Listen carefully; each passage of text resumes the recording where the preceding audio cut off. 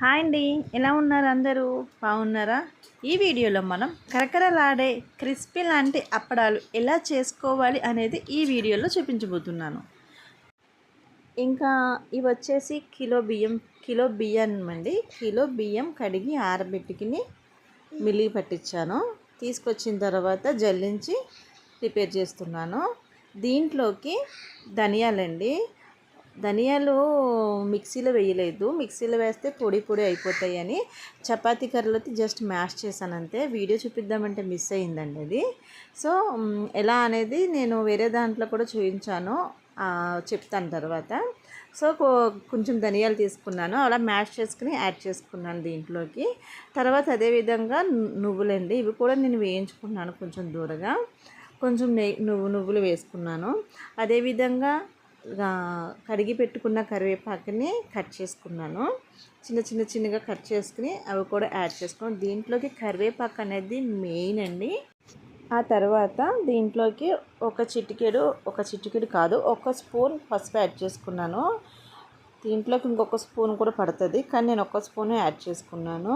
దీంట్లోకి సాల్ట్ అనేది చూసుకుని వేసుకోండి. నేనైతే ఒక స్పూన్ సాల్ట్ అయితే యాడ్ చేసుకున్నాను. ఆ స్పూన్ పెద్దగా ఉంది కాబట్టి ఒకటి, కానీ నాకు తర్వాత మళ్ళీ ఇంకొక స్పూన్ అయితే పట్టిందండి.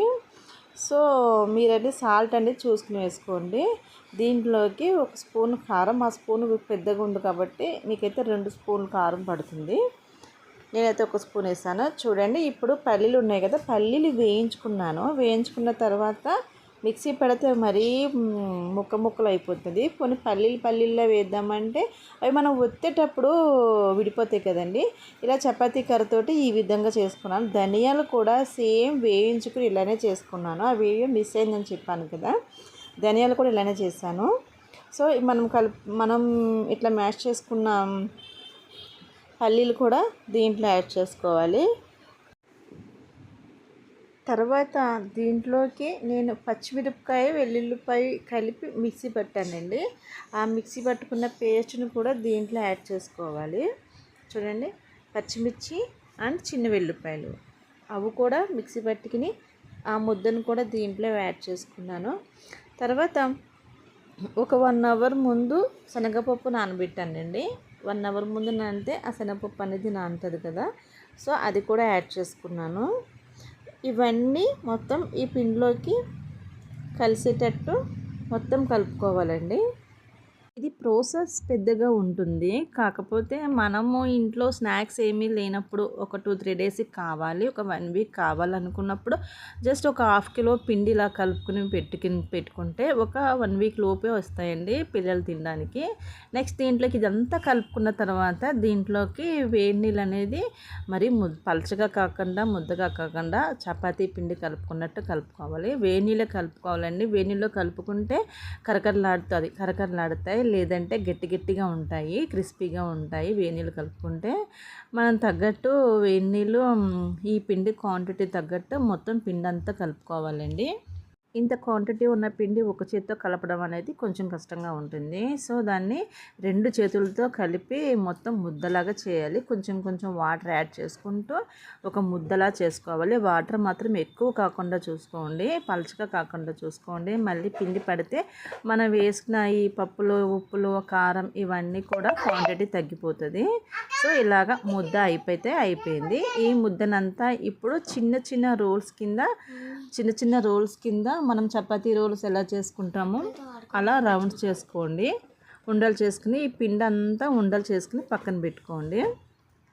ఈ సైజ్ చేసుకుంటే సరిపోతుంది. అప్పడం సైజ్ అయితే వస్తుంది, మరి చిన్నగా అయినా బాగోదండి. మినిమం ఈ సైజు ఉంటే సరిపోతుంది. ఇలా పిండి అంతా మనం చిన్న ఉండల కింద, చపాతీ ఉండల కింద చేసుకుని పక్కన పెట్టుకుందాము. ఈ ఉండలన్నీ చేసి పక్కన పెట్టుకుంటే ఫ్యాన్ గాలిలో పెడితే అవన్నీ డ్రై అయిపోతాయి, మళ్ళీ ఒత్తేటప్పుడు పగులు కింద వస్తాయండి. సో మనం ఇవన్నీ చేసి పక్కన పెట్టేలోపు ఫ్యాన్ అయితే ఆఫ్ చేసుకోండి.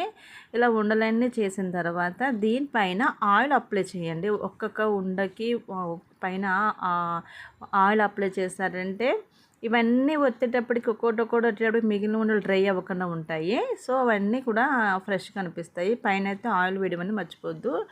తర్వాత ఒక కాటన్ క్లాత్ తీసుకుని ఒక కవర్ తీసుకుని, నేనైతే ఆయిల్ కవర్ తీసుకున్నాను. ఆయిల్ కవర్ అనేది సరిపోలేదు, అందుకని వేరే కవర్ తీసుకున్నాను. అప్ప అనేది కట్ అయిపోతుంది అప్పడం అనేది. ఇలా ఆయిల్ కవర్కి మొత్తం ఆయిల్ అప్లై చేసుకోండి. కంపల్సరీ యూజ్ చేయాలి, లేదంటే అంటుకుపోతాయండి. కవర్ మొత్తం ఇలా ఆయిల్ అప్లై చేసుకుని కాటన్ క్లాత్ అయితే వేసుకోండి. కాటన్ క్లాత్ వేస్తే దానికి ఉన్న తడి అంతా పీల్చేస్తుంది. సో ఇప్పుడు అప్పాయి అయితే ఎలా చేస్తున్నామో చూద్దాం. అప్పాని ఇట్లా మనం తీసుకున్న ఉండని ఇలా ఆయిల్లో ముంచి ఇలా గట్టిగా ప్రెస్ చేయండి. గట్టిగా ప్రెస్ చేయడం వల్ల మందంగా కాకుండా పల్చగా కాకుండా చూడండి, ఇలా చూపించిన విధంగా తీసుకుని ఆ క్లాత్ మీద వేసుకోండి. చూడండి ఎంత పల్చగా అయితే వచ్చిందో. మనము పల్లీలు పగలగొట్టుకుని అదే మెదుపుని వేసుకున్నాం కాబట్టి అట్లా వచ్చింది. లేదంటే అట్లా పల్లీలో వేసుకుంటే అప్ప ఒత్తేటప్పుడు చాలా డిస్టర్బెన్స్గా ఉంటుంది, పగిలిపోతుంది, ఇరిగిపోతుంది, పప్పులు రాలిపోతాయి, ఇట్లా డిస్టర్బెన్స్గా ఉంటుంది. అలా కాకుండా అన్నిలా పప్పు అనేది మెదుపుకుని వేసుకుంటేనే బాగుంటుంది. సో ఇలా అన్నీ చేసుకుని ఒక్కొక్కటి ఇలా క్లాత్ మీద వేసుకుని హాఫ్ అన్ అవర్ అయిన తర్వాత గోలించండి. ఎందుకంటే అలా డైరెక్ట్గా తీసి గోలించిన మెత్తగా ఉంటాయి, తొందరగా గోలదు అని మెత్తగా ఉంటుంది వేగిన తర్వాత కూడా. సో ఇవన్నీ వేసుకుని ఇంకొక పక్క ఈ క్లాత్ ఈ పక్కన ఫుల్ అయిపోయిన తర్వాత నెక్స్ట్ వేరే క్లాత్ తీసుకున్నాను. వేరే క్లాత్ మీద వేస్తుంటే ఈలోపు ఇవి గోలించుకుంటూ వచ్చాను నేను. ఇప్పుడైతే ఫ్యాన్ కంపల్సరీ వేసుకోవాలండి. ఈ మొత్తం డ్రై అయిపోయిన తర్వాతనే నేను ఆయిల్ అయితే అప్పుడే స్టవ్ అయితే పెట్టలేదు. ఇవన్నీ ఇవన్నీ ఒత్తుకుని పక్కన పెట్టుకున్న తర్వాత అప్పుడు ఆయిల్ వేసుకున్నాను. ఎందుకంటే నేను వేయించేలోపు ఆయిల్ వేడెక్కేలోపు ఇవన్నీ డ్రై అవుతాయి కదా అనేసి. చూడండి ఆయిల్ అయితే పెట్టుకున్నాను, వేడైంది. ఒక్కొక్క కప్ అయితే వేస్తున్నాను. చేతితో తీస్తే అయితే రావట్లేదు, సో పగిలిపోతున్నాయి కాబట్టి ఇలా దీంట్లో తీసుకొచ్చి ఒక్కొక్కటిగా వేస్తున్నాను. సో అప్ప అయితే మంచిగా డ్రై అయింది అండ్ పల్చగా కూడా అయ్యింది కాబట్టి తొందరగానే నాకు వేగిపోయినాయి. నాది బాండి చిన్నదండి, సో అందుకని నేను ఈ కళాయి పెట్టవలసి వచ్చింది. బాండీలు అయితే ఒక్కొక్కటే వేయాల్సి వస్తుంది. దీంట్లో అయితే కొన్ని ఎక్కువ 3, 4 అట్లా 5 అయినా పడతాయి కాబట్టి తొందరగా అయిపోతుందండి ఇట్లా గోలించడం వల్ల. ఇలా ఒకదాని తర్వాత ఒకటి వేసుకుని వరిసెట్టి ఉన్న అప్పాలని గోలించాను. చూడండి తొందరగా వేగినాయి, మంచి కలర్ కూడా వచ్చేసినాయి. ఇవి చాలా క్రిస్పీగా అండ్ చాలా టేస్టీగా ఉన్నాయండి. ఇంకా మీకు క్వాంటిటీ యాడ్ ఎక్కువ చేసుకోవాలి, పప్పులు ఉప్పులు అనుకున్నా పర్వాలేదు, ఇంకా టేస్టీగా ఉంటాయి. చూడండి చాలా బాగా గోలింది కదా, చూస్తేనే మంచి కలర్ఫుల్గా ఉంది. అండ్ మా పాప అయితే ఆడుతూ పాడుతూ వస్తుంది, ఒక అప్పడం తీసుకుంటే తింటుంది. తనకు కూడా టైంపాస్గా ఉంది, ఏదో ఒకటి తినడం అనేది అలవాటు అవుతుంది. పిల్లలకు కూడా తీసి ఇలా చేసి క్వాంటిటీ తక్కువైనా చేసి డబ్బాలో పెట్టి డైనింగ్ టేబుల్ పెడితే వాళ్ళు ఆడుతూ పాడుతూ తిరుగుతూ ఆడుకుంటూ ఒక్కొక్కటి నోట్లు వేసుకుంటూ ఉంటారు, వాళ్ళకు కూడా అలవాటు అవుతుంది. బయట స్నాక్స్ కన్నా ఇవి చాలా బెస్ట్ అని నా ఒపీనియన్, ఇంట్లో చేసిన ఇటువంటి అనేది. సో ఫ్రెండ్స్, మరి నా వీడియో అయితే ఎలా ఉంది చూడండి. అప్పడం పట్టుకుంటే ఇరుగుతుంది, చాలా క్రిస్పీగా ఉంది. నేనైతే ఒకదాని తర్వాత ఒకటి మిగిలినవన్నీ కూడా ఇలాగే వేయించుకున్నాను. ఫ్రెండ్స్, మరి నా వీడియో అయితే ఎలా ఉంది? నా వీడియో కానీ నచ్చినట్లయితే ప్లీజ్ లైక్ చేయండి, షేర్ చేయండి. ప్లీజ్ మరిన్ని వీడియోస్ కోసం కొత్తగా చూసిన వాళ్ళు ఎవరైనా ఉంటే సబ్స్క్రైబ్ చేసుకోవడం మర్చిపోవద్దు. థ్యాంక్స్ ఫర్ వాచింగ్ అండి. బాయ్ అండి.